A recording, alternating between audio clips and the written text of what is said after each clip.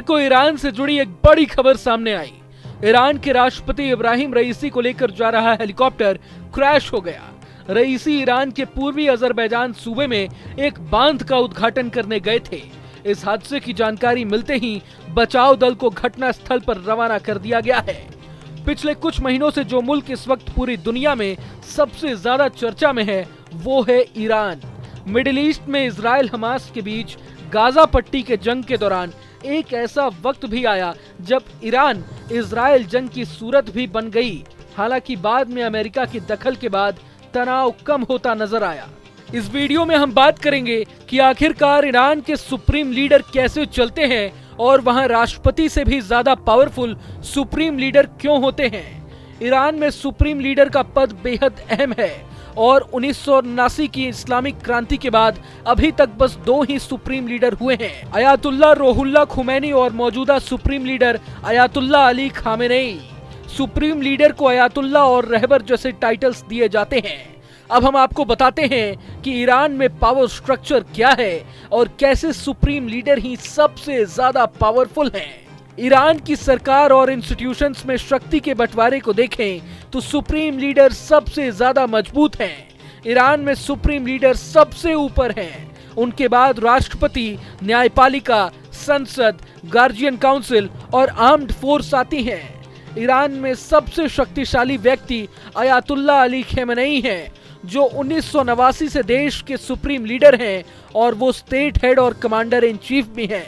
उनके पास राष्ट्रीय पुलिस और मोरालिटी पुलिस को आदेश देने के अधिकार हैं। साथ ही इस्लामिक रिवॉल्यूशन गार्ड कॉर्प्स यानी IRGC भी उनके कंट्रोल में है। सुप्रीम लीडर न्यायपालिका के हेड को भी वही चुनते हैं। सुप्रीम लीडर के बाद राष्ट्रपति ईरान के टॉप निर्वाचित अधिकारी और दूसरे सबसे ताकतवर शख्स हैं। राष्ट्रपति इब्राहिम रईसी इस समय ईरान के राष्ट्रपति हैं।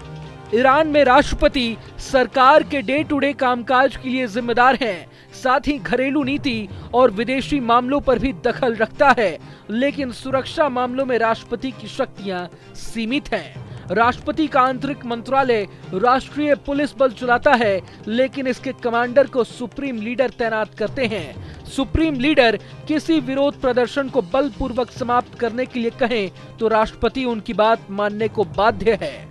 आर्म्ड फोर्स के 3 हिस्से हैं, सेना, पुलिस और इस्लामिक रिवॉल्यूशन गार्ड कॉर्प्स यानी IRGC।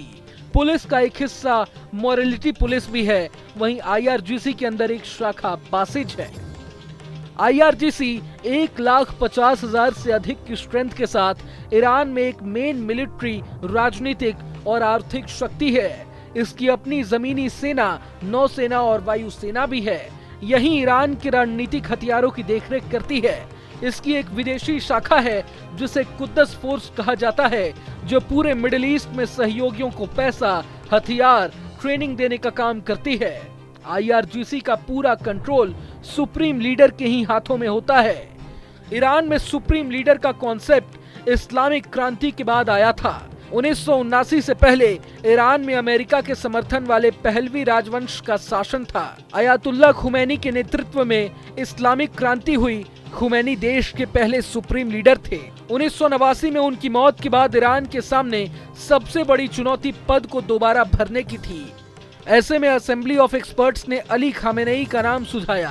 हालांकि तब उन्होंने इस पद को स्वीकार नहीं किया था। उनके इनकार करने के बावजूद असेंबली ने खामेनेई को सुप्रीम लीडर बनाया। उन्हें ये पद अस्थायी तौर पर ही मिला था, लेकिन अब तकरीबन 35 साल के बाद भी खामेनेई ही ईरान के सर्वोच्च नेता हैं। अगर आपको ये वीडियो पसंद आए तो लाइक करें और चैनल को सब्सक्राइब करें। वहीं तमाम बड़ी खबरों के लिए देखते रहें न्यूज़ नेशन।